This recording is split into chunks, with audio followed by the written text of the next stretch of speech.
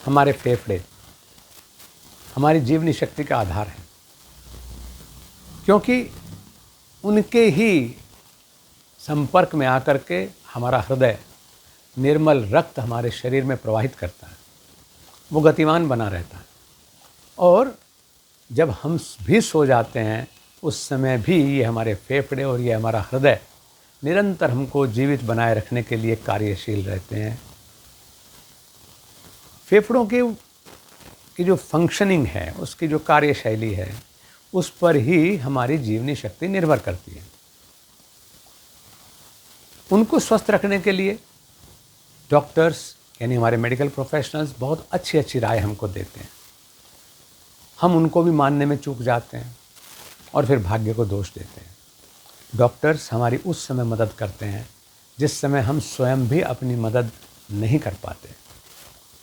लेकिन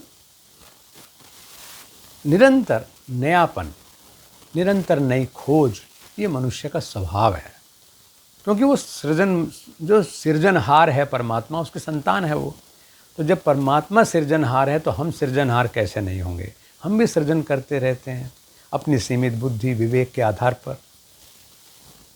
ऐसे ही जो फेफड़ों को स्वस्थ रखने के लिए, ख़ासतौर से आज कोरोना वायरस के संक्रमण के काल में, जिसमें सीधा हमला ही हमारे फेफड़ों पर हो रहा है, जहाँ पर ऑक्सीजन जो कृत्रिम हमको दी जाती है जिससे हम जीवित बचे रह सकते हैं आईसीयू के अंदर भी, तो वो भी इस समय मिलनी कम हो गई है और बहुत से लोग ऑक्सीजन के अभाव में प्राण त्याग कर रहे हैं।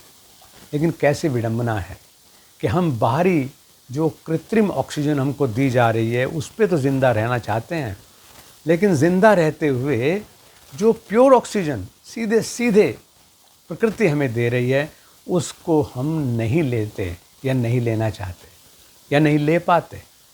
ये तीनों ही चीज़ हमारे हाथ में, तो हम उन्हें लेना चाहें, उनको ले पाएँ और लें, उसके लिए सबसे सुंदर रास्ता तो प्राणायाम का बताया योगियों ने, ऋषियों ने, और त्रिकाल संध्या त्रिकाल प्राणायाम का रास्ता दिया। तो जो व्यक्ति त्रिकाल प्राणायाम करता है, मैं कहूँ 3 बार नहीं 2 बार ही सही, 2 बार भी नहीं तो 1 बार तो करो।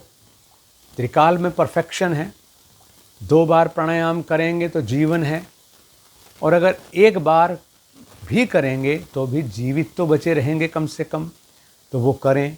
लेकिन वो भी नहीं कर पाते तो फिर, क्योंकि सीखा नहीं ना हर किसी ने, तो जब सीखा नहीं तो करें कैसे? तो उसका तरीका तो ठीक है कि गुरुपदिष्ट मार्गेण योगमेव व समभ्यसेत, के गुरु के पास जाएं, उनसे प्रॉपर वे में कम से कम समय में अच्छे से अच्छा प्राणायाम, आपके लिए कौन सा प्राणायाम उपयुक्त है ये जान करके वो प्राणायाम सीखें। लेकिन जब तक ऐसा नहीं कर पाते तब तक क्या हम जीवित नहीं रहना चाहेंगे? तब तक क्या हम ऑक्सीजन नहीं चाहेंगे? तो तब तक के लिए ऑक्सीजन बनाए रखने का पहला तरीका तो यह है कि खूब हंसना सीखो। कितना आसान रास्ता है, चेहरा भी सुंदर हो जाएगा, रक्त भी पवित्र हो जाएगा और जीवनी शक्ति भी बढ़ जाएगी। कितना आसान रास्ता, भूल जाते हैं हम। दूसरा है, डॉक्टर्स बताते हैं आपको कि अगर आप घर में हैं, सभ्यता के दायरे में सोचते हैं कि हंसने में असभ्यता हो जाएगी, तो वो कहते हैं कि भाई गुब्बारा फुलाओ। लेकिन मैं कहता हूँ कि गुब्बारा फुलाने का जो अभ्यास है वो लंग्स को एक्सरसाइज दे सकता है, लेकिन वो आपके लंग्स को यानी आपके फेफड़ों को नुकसान भी दे सकता है, क्योंकि उसका जो इनर पार्ट होता है, बाहर से तो चिकना चुपड़ा वो लग रहा है, लेकिन अंदर उसके रबर पार्टिकल्स जो हैं कई बार बचे रहते हैं और उनके आपके श्वास नली में, फेफड़ों में जाने का खतरा बना रहता है। उस अनुभव के आधार पर मैं कहता हूँ, और शायद यह बात इसीलिए ऋषियों ने कही कि आप शंख ध्वनि किया करें। अगर आप शंख ध्वनि करते हैं तो उसके मल्टीपल बेनिफिट्स आपको हैं। यानी ये ना सोचो कि हमें तो शंख बजाना आता ही नहीं, गुरुजी ने पता नहीं क्या बात बता दी। नहीं, शंख बजाना नहीं आता कोई बात नहीं, आपको तो खड़ा होना भी नहीं आता था, आपको तो दौड़ना भी नहीं आता था, आपको तो झूठ बोलना भी नहीं आता था। हालात ने आपको झूठ बोलना भी सिखा दिया। आवश्यकता क्या आपको शंख बजाना नहीं सिखाएगी? तो शंख बजाना नहीं आता तो भी शंख बजाइए, यानी शंख में प्राण फूंकने की जो कोशिश है वो भी अपने आप में फेफड़ों का पूरा अभ्यास है, पूरा व्यायाम है।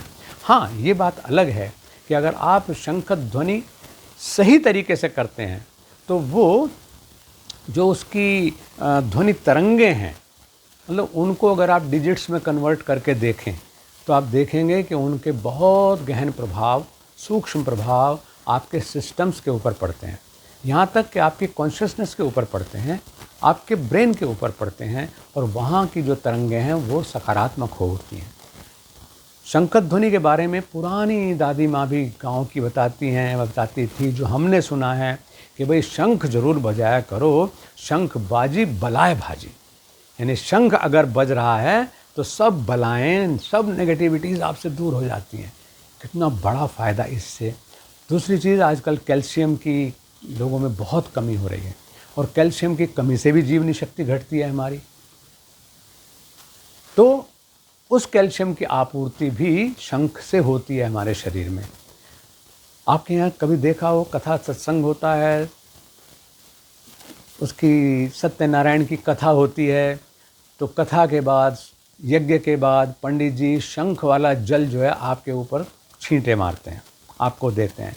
बल्कि सच्चाई तो ये है कि शंख में रखा हुआ जल, या जल में रखा है जिस शंख को, तो वो वाला जल आपको आचमन करना चाहिए, पीना चाहिए। तो उससे आपके शरीर में कैल्शियम का अभाव ख़त्म हो जाएगा।